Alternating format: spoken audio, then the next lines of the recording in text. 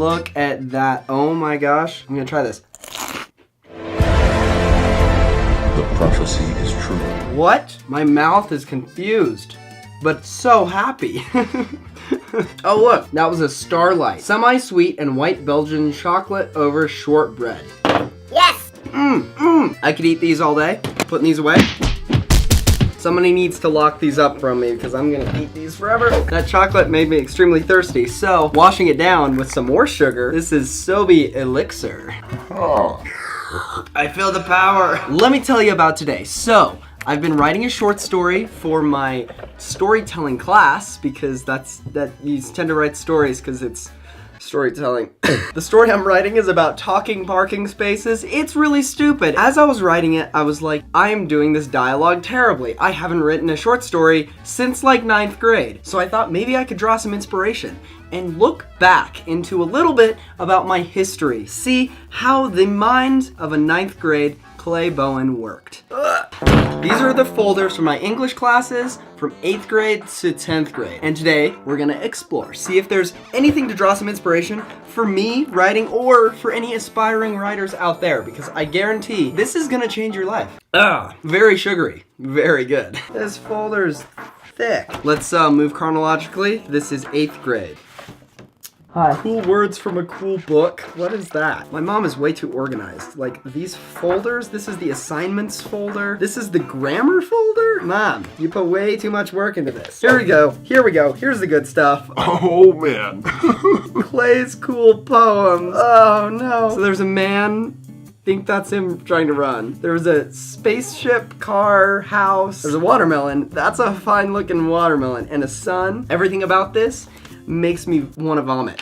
Oh no! Guys, keep in mind, I was in 8th grade when I made this. I was 12. This stuff would be okay if I was like 7 and be like, Oh, that's cute. this is just plain sad. I run along, I sing a song, I move swift, I catch a drift, I get a pace, I create a space, I feel winnish, I hit the finish.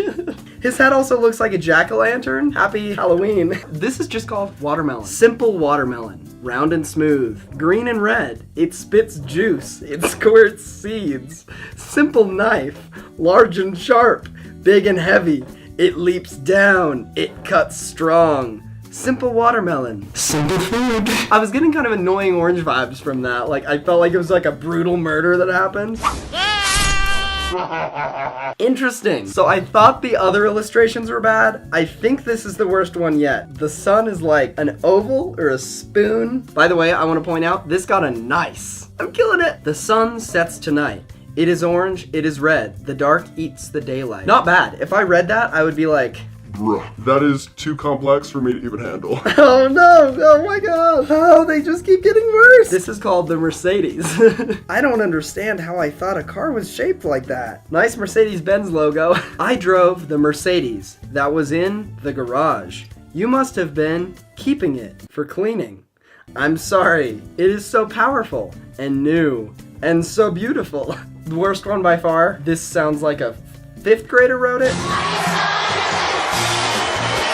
Oh, I don't like this. I hope you enjoyed this poem madness. My eyes print like I look dead inside. 7th of November, 2013 is when I made that. I think I've improved a little bit. Here we go, 9th grade. This is high school, man. I'm advanced. Before I read this, let me point out that I got an interesting, so my teacher thought this was interesting. This was during my I learned how to use Photoshop phase. A lot of the stuff in this book was photoshopped because I was like, I can't draw, but I can use a computer. Except clearly I couldn't freaking Photoshop. What is that? That's so weird. Stock footage of a woman eating sushi and then like a camera lens. The woman nervously tries sushi for the first time, like a camera taking a photo, slowly opening its aperture while broadening its horizons. And after failed attempts at trying to focus as clearly as possible on the main goal, it is now determined that it can handle the subject. Now the wide open shutter boldly snaps together as it swallows the photo whole and does not leave any bit of the object out of the widescreen frame. Just like the woman nervously eating sushi, mustering up the courage to eat the Japanese dish entirely,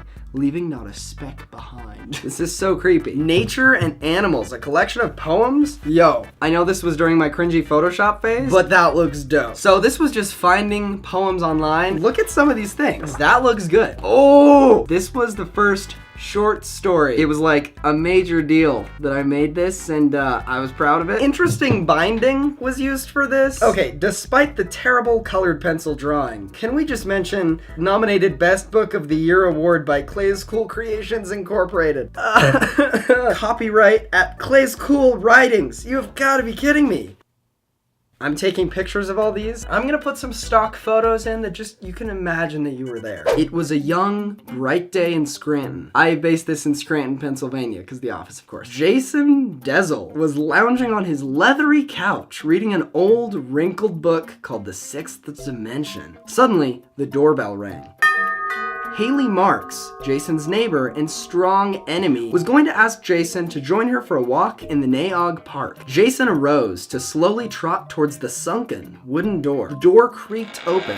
Haley glared at Jason and sharply said, "You made me wait for 5 minutes." "Did I make you wait, or did you make yourself wait?" replied Jason. Not knowing what this meant, she remained silent and barged into Mr. Dezel's house. She requested that he walk in the park with her. He looked at her with a very confused expression. Jason responded by saying, "Sure, I'll go with you." With that, they were off. Their conversation during the drive made Haley very upset that she had asked Jason to come along.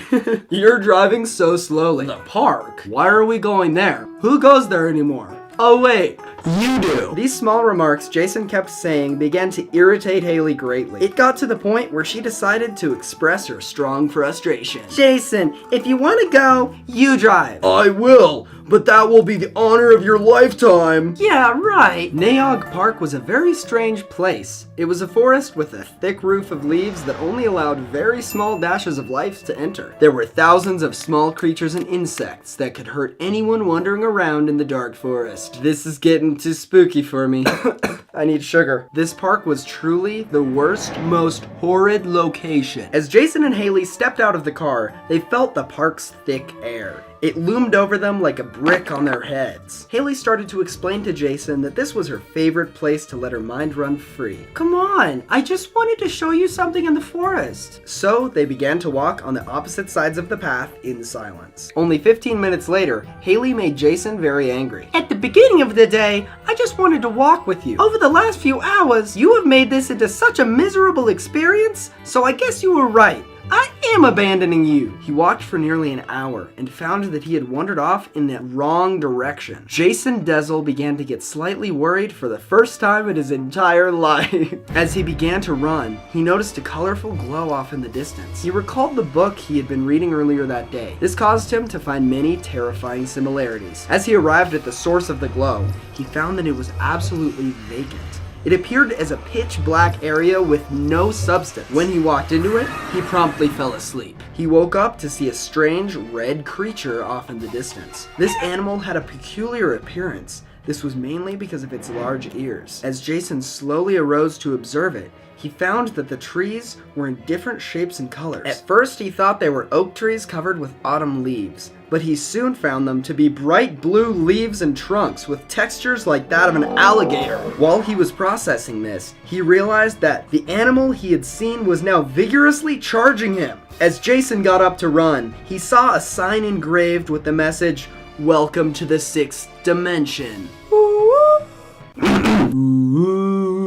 He kept running, and finally, after a giant struggle, Jason escaped the animal's attack. As he looked down, he noticed a strange insect had landed on his arm and was about to bite him. As the bug bit him, it transformed into a giant creature. This creature was even more horrifying than the one before. It had very large teeth, extremely small eyes, and a body in the shape of a sphere. Whoa. Jason knew that he would not survive for much longer. As he weakened, he saw a rusty sign that said, "Bad attitude, no escape.